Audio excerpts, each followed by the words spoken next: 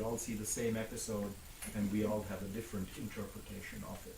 To me, that's perfectly consistent with being the global village. The second manifestation of that would be that, although, I expect, whenever I say this, people tend to be surprised and sometimes vehemently disagree, but I'll say it anyway. The world is actually becoming a better and better place. There are fewer and fewer poor people, however you define poverty. And in fact, the development enterprise has been a successful one. That doesn't mean that there are not pockets of marginalization. That doesn't mean that there haven't been parts of the world or swaths of people who've been missed by this. But by any metric, it seems to be the case that more and more people are becoming less and less poor. The world is also becoming unequal, which is one fault line, and we might come back to that. It's also the case, again, coming back to where I come from, that more and more countries matter. Even 10 or 20 years ago, what might have mattered is what the G7 countries thought or did. Today, what moves summits and what moves issues is what the US and China do. And you now have countries like China and India and Brazil, South Africa, Mexico, that matter in international events in ways that we couldn't have foreseen previously. And that too is a manifestation of the world not necessarily becoming more equal or flatter, but certainly including more people and more issues at its core. The third point I guess I'd make on this is that there's a growing global middle class. Now this is an odd one, because the middle class here is defined in my world as people who have between $10 and $100 per day to spend. It's a wide margin. We can go into where that definition comes from, but even in the last 20 years, the number of people in the global middle class has doubled that live in developing countries, and by 2030, 4/5 of the world's middle class is going to be in what we used to call the global south.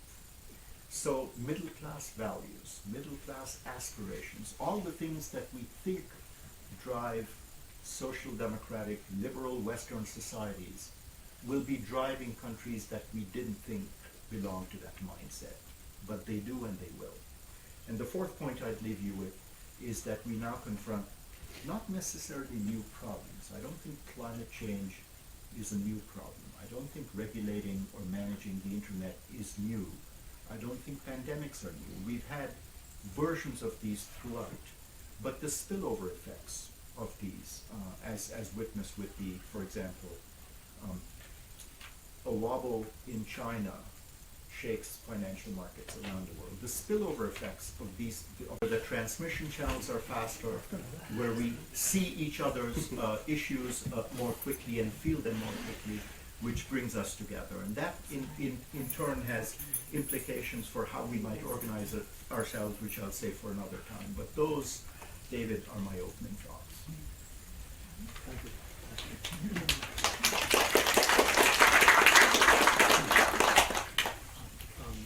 Lots to bite into, and I'm not sure it's making it any easier for the follow-up speakers. So much there. But, Connie, over to you. Thank you, and again, also I would like to thank you for inviting me. It's a pleasure to be here, to be back here, as I'll explain in a minute. I've worked here before, and I have been here for several years, and it's nice to see it reanimated. In thinking about how I would sort of start to address the group here, I realized that the way that this event was described, I'm not sure if it was in the brochure or perhaps it was in an email from Paulo, where he stated that we are engaging the city and its inhabitants for its metaphoric and real significance in how we think, live, learn, and survive in the fast-paced digital age. And I actually thought that I could use that line in describing the festival, because in essence that has a lot, a very strong relationship to what we're trying to do. So just to give you a bit of background about the Contact Festival, it was founded in 1996 by a group of gallerists actually that had been to some festivals in other cities around the world. We're not unique in that. There's many photography festivals globally now. And so the first festival in 1997, which they anticipated would just have a handful of participants, and they were looking to create a citywide celebration of photography. And from the beginning, it was very popular, where we had 50 different venues and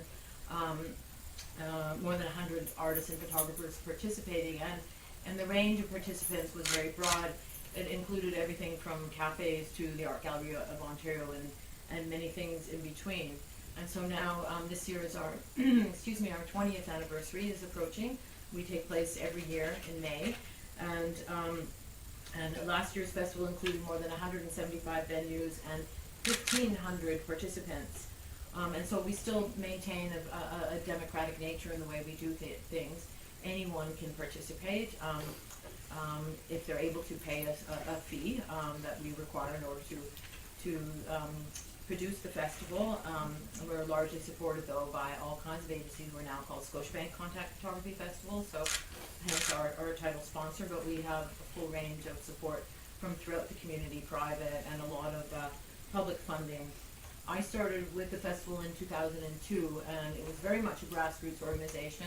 The main mandate was educational program that I was hired with extensive sort of background in museums and galleries, with a mandate to raise the profile and to develop curated programming.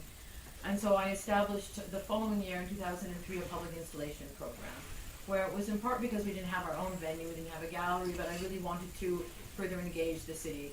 There were at that time over 100 different venues, again always mostly indoors, where I wanted to try and do projects that really connected the city and engaged people that perhaps never go to museums or galleries, don't look at photography, but to try and engage them in a way that wasn't intrusive on their everyday lives, but stopped them, hopefully, in their tracks.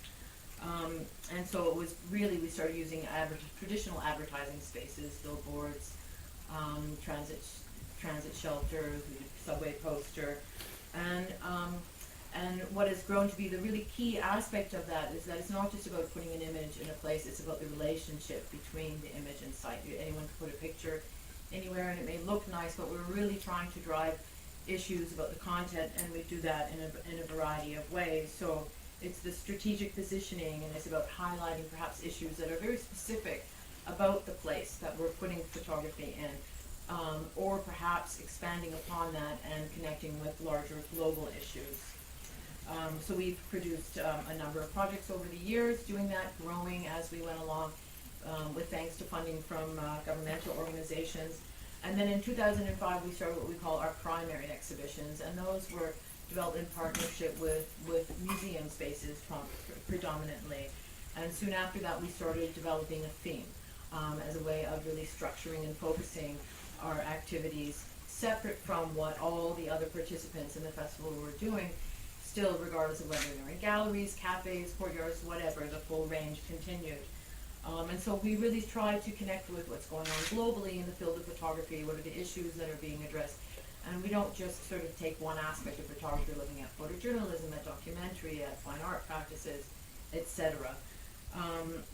And so in thinking about what is a theme that's really predominant in photography, of course we came to digital technology and the enormous changes that were taking place in the whole field of photography as a result of digitization, and took that as our theme originally. And so we actually, was hard to avoid that, all the discussions, the death of photography, etc.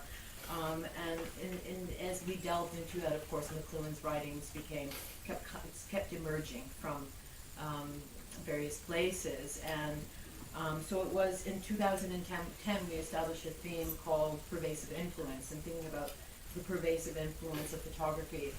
And I approached the McLuhan Center at the time to discuss possibilities for creating a project together. And that was sort of in common with what we often do, it's going out, developing new relationships, trying to find new sites. And so I actually came here at the time, so I guess it was in 2009. It didn't look anything like this. It was, to be honest, quite a mess. It was quite shocking. I was really shocked. It hadn't been here before, and it hadn't been used. There was stuff everywhere.